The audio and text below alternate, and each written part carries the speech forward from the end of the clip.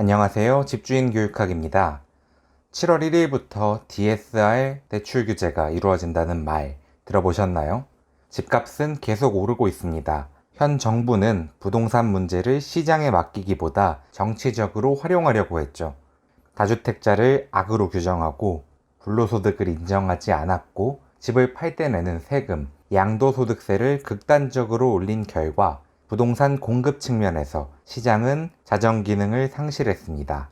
6월 1일 이후 강화된 양도세 중과가 유지되는 한 꼬인 실타래인 공급 이슈가 해결될 일은 상식적으로 없다고 봐야겠죠. 공급이 감소하면 수요가 그대로라도 집값이 오릅니다. 하지만 공급이 줄고 집값이 꾸준히 상승하는 모습은 원래라면 집을 살 생각도 하지 않았을 사람들을 불안하게 하고 더 비싸지기 전에 사야겠다 라며 매수시장에 뛰어드는 수요로 만들어버렸죠. 공급은 저번에 김현미 전 국토부 장관님이 이야기한 것처럼 빵처럼 찍어낼 수가 없으니 정부는 공급이 될 때까지 수요를 최대한 억누르면서 버티자고 생각하는 듯 합니다. 살 돈이 없어서 집을 못 사게 만든다 라는 수요 억제책으로 대출은 날이 갈수록 받기 어려워지고 있습니다. 대출이 날이 갈수록 어려워지는 지금 상황에서 은행 금리도 계속해서 오르는 지금 상황에서 기존에 받아둔 저금리 대출은 절대 갚아선 안 됩니다. 오늘은 우리가 살아가는 자본주의 사회에서 대출이 나를 어떻게 도와주는지, DSR 대출 규제가 이루어지는 상황에서 주택담보대출을 최대 한도로 받아둬야 되는 이유가 무엇인지, 그리고 부자들은 대출금을 절대로 안 갚거든요. 대출을 함부로 갚아선 안 되는 이유까지 한번 알아보겠습니다. 부자들의 돈 버는 습관을 알려면 우선 대출에 대한 색안경부터 벗어야 합니다. 여러분은 대출에 대해 어떻게 생각하시나요? TV 드라마에서 많이 보던 그 빨간색 차 딱지나 요즘 댓글에서 많이 떠드는 영끌 폭망 이런 게 먼저 떠오르시진 않나요? 대출을 덮어놓고 나쁜 거라고 생각하는 건 자본주의 사회에서 내가 가진 무기를 전혀 사용하지 못하는 것과 같습니다. 이 무기는 심지어 남들은 다 쓰고 있는데도 말이죠. 대출이 그렇게 무서운 거면 은행이 왜 해주겠습니까? 은행은 개인들이 이자를 안 갚고 망한다고 해서 득이 될 게 하나도 없습니다. 그게 득이 되는 거였다면 버블 경제 당시 일본이나 서브프라임 모기지 사태 이전의 미국처럼 담보가치의 100% 이상을 왕창 빌려줬겠죠. 10억짜리 집을 살 거라고? 지금 추세대로 오르면 곧 10억 될 테니까 12억을 빌려줄게. 이렇게 하면은 망하겠죠. 은행은 잘 갚는 걸 훨씬 좋아하고요. 연체율이 오르락 내리락 하는 걸 자료로 계속 만들어서 주의 관찰하면서 늘 대비하고 있습니다. 그래서 제가 비유하자면 대출은 조금 모자라지만 아낌없이 주는 착한 친구입니다. 예시를 하나 들어보겠습니다. 친한 친구하고 밥 먹고 집에 가는 길에 로또 가게를 발견합니다. 마침 지갑을 놓고 온 거예요. 그래서 친구한테 5,000원을 빌려서 로또를 삽니다. 그런데 이게 다음 주 토요일 날 덜컥 1등이 당첨돼 버린 거예요. 이거를 제가 기쁘게 돈 빌려준 친구한테 이야기를 하겠죠. 그러면 친구는 야야 인간적으로 이거 나 1,000만 원 정도는 줘야지 않냐? 할 거고 안 주면 100% 서운해하고 멀어지겠죠. 그런데 이 친구가 사람이 아니라 은행이었다면 은행은 5,000원을 일주일 빌려준 대가로 저에게 얼마를 원할까요? 요즘 대출이 연 3% 정도니까 52주면은 일주일에 0.06% 계산해보면 딱 3원만 달라고 그러네요. 저는 10억 가까이의 당첨금을 받았는데도 말이죠. 좀 더 현실적인 얘기를 해볼까요? 월가의 전설 워렌 버핏의 현역 시절 평균 수익률은 28% 정도라고 합니다. 생각보다 그렇게 높진 않나요? 저는 남의 돈 수천억 달러를 들고 그 정도로 수익을 낼 수 있는 이른바 야수의 심장에 절로 존경심이 들더라고요. 워렌 버핏의 수익률을 봐도 알 수 있듯이 개인이 낼 수 있는 수익률에는 분명히 한계가 있습니다. 그 한계를 뛰어넘어서 계속해서 200%로 불려나가려다 보면 꼭 2018년 비트코인 때처럼 한 번의 판단 미스로 고점 매수를 하게 돼서 그동안의 수익을 다 깎아먹을 수도 있죠. 하지만 5에서 10% 사이를 목표로 하면 크게 실수할 일이 없습니다. 실수를 하더라도 일부 손실에 그치겠죠. 안정을 위해서 수익률을 5에서 10%로 고정시킨다면 변수가 되는 건 시드머니입니다. 이 시드머니가 많을수록 돈이 더 불어나겠죠. 요즘 대출 이자가 어떻죠? 3%. 이것도 비싸다고 느껴지시죠? 3%로 돈을 빌려서 5에서 10% 수익률을 계속해서 낸다면 내가 실제로 가진 현금 투자금 대비 수익을 극대화시킬 수 있습니다. 은행은 제가 얼마를 벌든 정해진 이자만 받아갈 겁니다. 조금 모자라지만 평생 친하고 싶은 착한 친구라고 할 수가 있겠죠. 이제 오늘의 타이틀, 주택담보대출을 왜 함부로 갚지 말라는 거냐, 여기에 답변을 드려야겠죠. 더 나아가서 이렇게도 물어보시더라고요.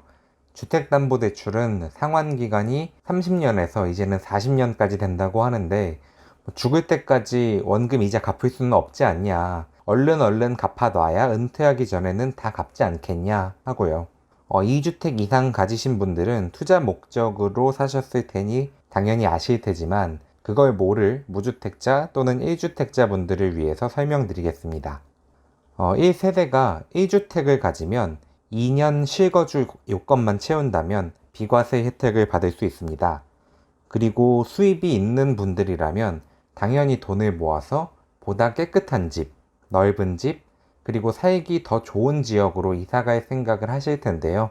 그럼 어차피 언젠가 팔고 이사를 가야 할 텐데 집을 팔고 받은 돈으로 한 방에 원금을 갚아버리면 되지 굳이 야금야금 원금을 갚아가면서 충분치 않은 월급에서 매월 주택대출로 나가는 돈을 늘리는 게 좋을까요? 아니면 갚아봤자 대출금리 3%도 안 되는 주택담보대출인데 차라리 그 돈을 모아서 5에서 10% 수익이 나는 다른 투자를 해서 더 나은 집으로 이사갈 때 시드머니로 삼는 게 좋을까요? 저는 미래를 생각하면 후자가 훨씬 낫다고 생각을 합니다. 그리고 DSR 대출 규제가 7월 1일자로 들어오면 대출을 갚는 건 자유지만 다시 받는 건 자유가 아니게 됩니다.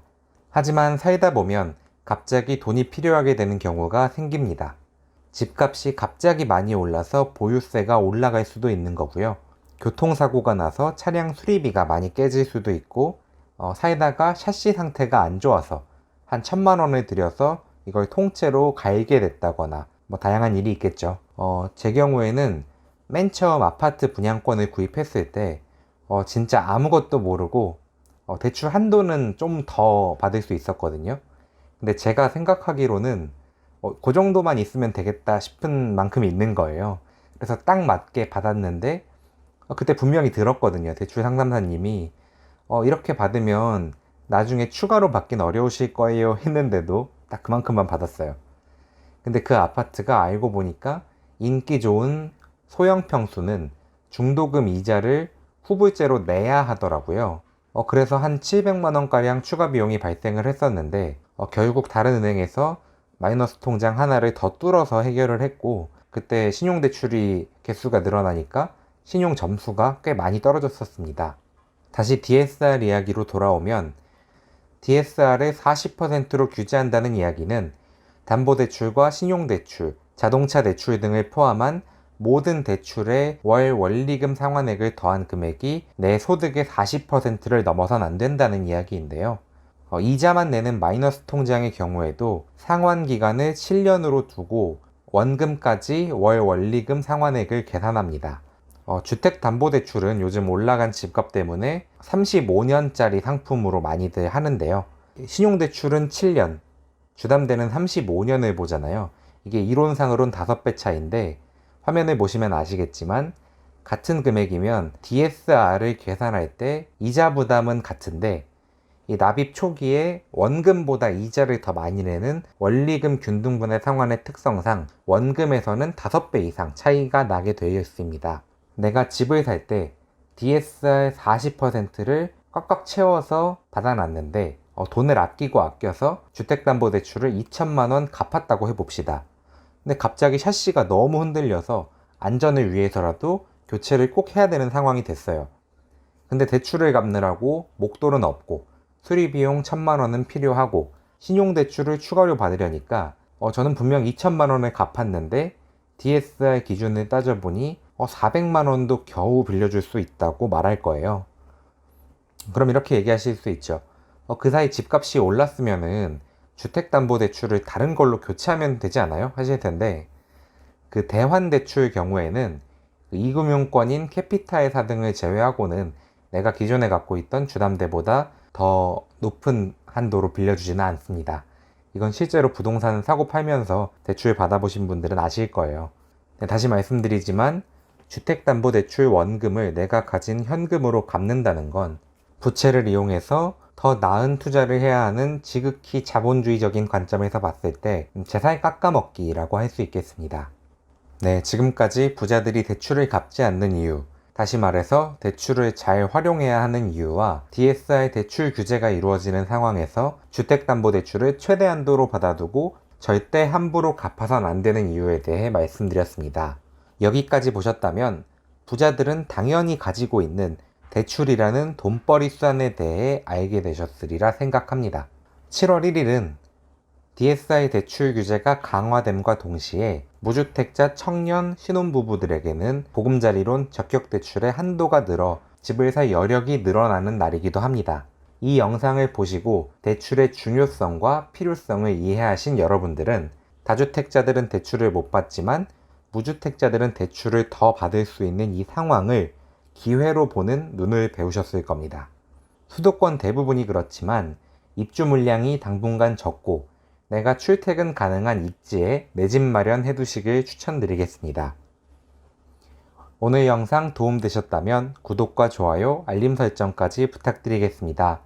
테이퍼링 이야기로 부동산 뉴스가 시끄럽지만 테이퍼링이라고 해봤자 미국이 1200억 달러씩 풀던 걸 한 1000억 달러, 800억 달러씩 좀 적게 풀겠다는 이야기거든요. 돈이 계속 풀리는 이 시기에 현금, 원화의 가치는 점점 떨어지고 있습니다.